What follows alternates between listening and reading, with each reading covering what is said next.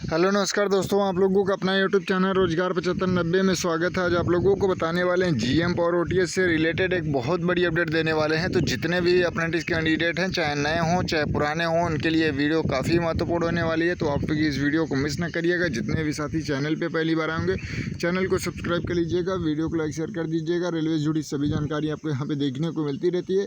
और ख़ास करके जीएम पावर ओटीएस 50% कोटा के लिए आपको यहाँ पर सारी अपडेट मिलती रहती है। तो जैसे कि साथियों, आप लोगों ने थंबनेल में भी देखा होगा, खुशखबरी सी है साथियों, जीएम पावर ओटीएस या जीएम पावर लागू होगा। यहाँ पे 50% कोटा पे रेलवे या रेलवे के यूनियन क्यों इतना मौन है, और सीसीए का पूरा हक मिलना चाहिए, ये अप्रेंटिस छात्रों का कहना है। क्योंकि इस तरीके से देखिए, आप लोगों को थंबनेल में भी काफ़ी न्यूज़पेपर यहाँ पे देखने को मिल रहा है, जहाँ पे बताया जा रहा है कि अप्रेंटिस को, जितने अप्रेंटिस हैं उनको नौकरी देनी चाहिए। और यहाँ पे बताया जा रहा है, देखिए रेलवे में अब अप्रेंटिस की भर्ती जीएम पावर स्तर पर होगी। इस तरीके से कम बता दें कि आपको 100 न्यूज़पेपर में आपको देखने को मिला। और इस तरीके से शिव गोपाल मिश्रा जो एआईआरएफ के अध्यक्ष हैं, वो भी खुले मन से आके बार बार बोलते रहे हैं कि जीएम पावर ओटीएस लागू होगा और कोटा भी हम बढ़वाएंगे। इस तरीके से अपडेट आती रही, लेकिन उसमें 1% का कोई भी बदलाव नहीं हुआ। और नहीं तो क्या करें, कोर्ट केस के चक्कर में भी भर्ती फंस गई। मतलब जो अप्रेंटिस हैं रेलवे में 8-8 घंटे अपना योगदान दे रहे हैं वो पूरी ईमानदारी से, तो उनका किसी न किसी तरीके से समायोजन करने की बात जब केवल और केवल मंच से की जाती है, केवल और केवल न्यूज़पेपर में की जाती है। और आपको बता दें कि देखिए, जीएम पावर की बात ही छोड़िए, ये लोग जब कोटा बढ़ाने की बात हो रही है उस पर भी मौन हो जा रहे हैं। क्योंकि देखिए, सभी जगह 50% जो डिपार्टमेंटल अप्रेंटिस कराती है वहाँ से 40% 50% रिजर्वेशन मिलता है, लेकिन रेलवे में केवल और केवल 20% मिलता है। तो इसी वजह से आपको बता दें कि जितने भी कैंडिडेट हैं, मान लीजिए 20% से सिलेक्शन लेना चाहते हैं, तो देखिए 20% पे सभी अप्रेंटिस का सिलेक्शन नहीं होगा, ये आप लोग खुद जानते हैं। और आप लोगों को खुद पता है कि रियल अप्रेंटिसों की संख्या क्या है, और हर साल भर्ती कितनी कम आ रही है, उसका 20% निकालेंगे तो आपको भर्ती ना के बराबर मिलने वाली है। तो साथियों, सबसे महत्वपूर्ण ये है कि जीएम पावर लागू होगा या नहीं होगा। तो देखिए, जीएम पावर ओटीएस के लिए अगर इस तरीके से कोर्ट केस किया गया होता कि नहीं, रेलवे हम लोगों के साथ गलत कर रहा है, कम से कम 50% कोटा मिलना चाहिए, तो ज़रूर उस पर कुछ मतलब कोर्ट भी इस पर ज़रूर अपडेट देता। लेकिन यहाँ पे मतलब आपस में ही नए और पुराने अप्रेंटिस में कोर्ट केस करके फंसे हुए हैं।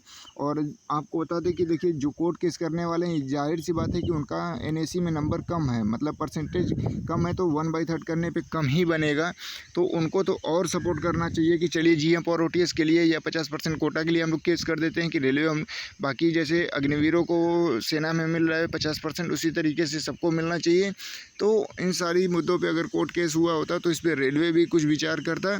लेकिन ये लोग आपस में ही कोर्ट केस करके फंसे हुए हैं। और इस तरीके से न्यूज़पेपर में और खुले मन से ऐलान किया जाता है कि जीएम पावर ओटीएस लागू होगा, लेकिन अभी तक इस पर कोई भी 1% का बदलाव नहीं किया गया है। कहने का मतलब है कि अगर इसको सिंपल भाषा में अगर बताया जाए, तो देखिए सिंपल तरीके से अगर आपको समझना है, तो देखिए इस तरीके से अपडेट देना, न्यूज़पेपर में देना, खुले मन से बोलना ही नहीं है। क्योंकि शिव गोपाल मिश्रा से दोबारा कोई ऑफिशियल जाके अगर कोई भी अगर अप्रेंटिस मिला होता है कि हाँ जीएम पावर ओटीएस क्यों नहीं लागू हो रहा है या 50% कोटा क्यों नहीं किया जा रहा है, लेकिन उसमें कुछ लोग मुलाकात करने के लिए गए थे जो पुराने कैंडिडेट हैं, 109 बैच के, 108 बैच के, 111 बैच के, इस तरीके से सभी लोग अपना अपना बैच के हिसाब से जा रहे हैं और अपनी अपनी समस्याओं को रख रहे हैं कि हमको 109 बैच वाले हैं तो हमको रेलवे में समायोजन कर दीजिए, हमारा परसेंटेज कम है। तो इस तरीके से उनको पता हो गया है, रेलवे की यूनियन हो या रेलवे हो, सभी को पता है कि ये अप्रेंटिस हैं, ये सस्ते मजदूर हैं, इनको कोई मतलब नहीं है। ये लोग 2 दिन 4 दिन इसी तरीके से फड़फड़ाते हैं, फिर अपनी जगह पे शांति से बैठ जाएंगे, कुछ नहीं इनका होने वाला है। और ये लोग आपस में खुद फूट डाल के बैठे हैं, अप्रेंटिस में कोई एकता नहीं है। 20% कोटा के नाम पे ये लोग खुद गधा मजदूरी करेंगे। तो जब उनको ये चीज़ें पता है और उन्होंने ऑलरेडी 40 से 50 लाख आईटीआई करवा के स्टूडेंट तैयार कर लिए हैं अप्रेंटिस के लिए, तो फिर उनको क्या ही ज़रूरत है कि तुमको 50% कोटा दें। तो यही चीज़ें हैं कि आप लोग अगर आपस में अपने अपने समस्याओं को लेके जाएंगे कि नहीं हमारा 60% है, 90% कर दीजिए, नहीं हम 109 बैच वाले हैं तो हमको 19 वाली वैकेंसी में कर दीजिए, तो इस तरीके से कुछ नहीं होगा। अगर यही मुद्दा जैसे अप्रेंटिस की हम कह रहे हैं कि 1,31,000 फॉर्म पड़ा है, लेकिन अगर उसमें से मान के चलिए कि 85,000 अगर रियल अप्रेंटिस हैं 45,000 हैं, तो 45,000 में से अगर 20,000 22,000 अगर अप्रेंटिस एकजुट होकर वहाँ पे जाते, रेलवे भर्ती बोर्ड से मुलाकात करते, ज्ञापन देते, संवैधानिक तरीके से अपनी मांगों को रखते कि ये समस्या है, इसको सुना जाए, तो ज़रूर उस पर रेलवे विचार करता है। लेकिन सभी लोग अपने अपने को लाभ लेने के चक्कर में, और इसमें सभी का नुकसान हो रहा है। किसी को 1% का लाभ नहीं मिला है, और नहीं तो क्या जो कैंडिडेट, देखिए हमारे यहाँ काफ़ी लोग फ़ोन भी कर रहे हैं कि सर आप ही लोग हम लोगों की मदद करिए, क्योंकि देखिए हम लोगों की उम्र 33 साल हो गई है, अगली वैकेंसी में हम लोग एलिजिबल होंगे नहीं, तो फिर इस तरीके से इसी भर्ती को डिले किया जा रहा है। तो इसमें भी ऐसा ना हो कि हम लोगों को बाहर ही कर दिया जाए। तो इन सारी चीज़ों को लेकर उनको भी परेशानी बनी हुई है। ऐसा नहीं है कि वो नए कैंडिडेट हैं, वो पुराने कैंडिडेट भी परेशान हैं।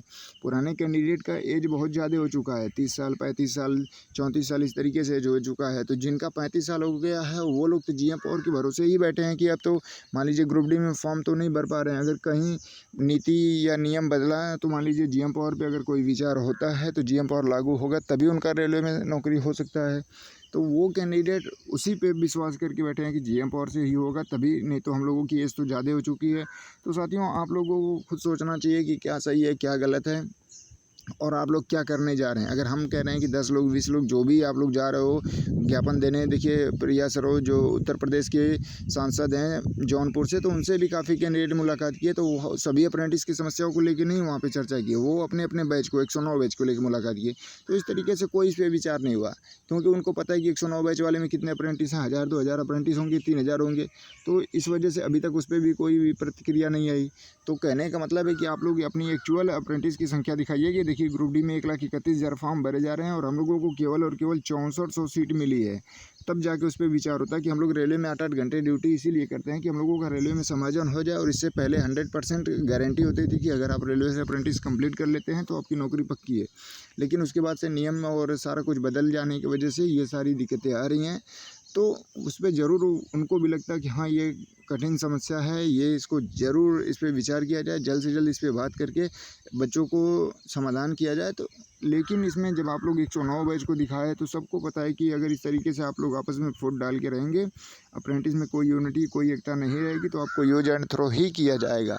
तो आप लोग इन सारी चीज़ों को समझ गए होंगे, और काफ़ी कैंडिडेट इससे भी परेशान होंगे कि जीएम पावर का मुद्दा ही क्यों उठाया जा रहा है। जीएम पावर का मुद्दा इसीलिए उठाया जा रहा है कि जो कैंडिडेट आज कोर्ट केस कर रहे हैं कि 60% है, 90% हमारा बराबर कर दीजिए, तो कहने का मतलब है कि आप जीएम पावर में ओटीएस की मांग करिए, आपका सिलेक्शन आसानी से हो जाएगा। ये उनकी भी समस्या है, जीएम पावर लागू होगा तो ऐसा नहीं है कि इनका नौकरी नहीं होगा, इनका तो और भी चांसेज हैं कि भाई पहले से ये बैठे हैं।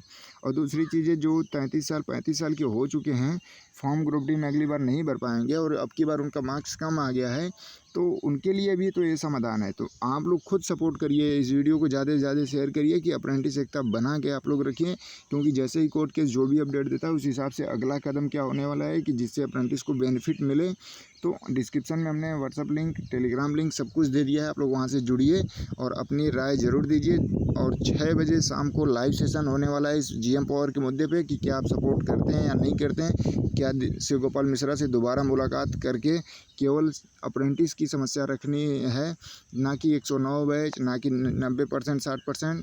तो क्या आपका विचार है? आप लोग लाइव सेशन में ज़रूर अपनी बातों को रखिएगा। जितने भी कैंडिडेट इस वीडियो को देख रहे हैं उनसे रिक्वेस्ट है कि साथियों, पूरे ऑल इंडिया में 40 है, अगर 1000 अप्रेंटिस हैं तो आप उन तक ये वीडियो ज़रूर पहुंचाइए, क्योंकि वीडियो देखने वाले कैंडिडेट अगर हम बता दें तो 2 से 4000 5000 के बीच में ही सिमट जाते हैं। इसका मतलब सभी अप्रेंटिस तक ये खबर ही नहीं पहुंच पाती है, सभी लोग आपस में बटे पड़े हैं।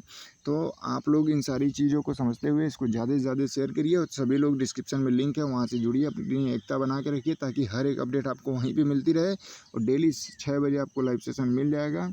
और जितने भी कैंडिडेट हैं उनसे एक और रिक्वेस्ट करना चाहेंगे कि आप लोग उसके साथ साथ तैयारी को अपने कंटिन्यू रखिए और अच्छे तरीके से रखिए। डिस्क्रिप्शन में हम इसी वजह से बिना किसी पेड प्रमोशन का बुक का लिंक लगा देते हैं कि काफ़ी अच्छी अच्छी बुक कम प्राइस में जो आपको मिलने वाली है उसका बुक हम लगा देते हैं लिंक। आप लोग वहाँ से परचेज करिए, अपनी तैयारी को कंटिन्यू रखिए, ताकि तैयारी में कोई भी लापरवाही ना हो, सिलेक्शन आपका आसानी से हो सके। धन्यवाद साथियों।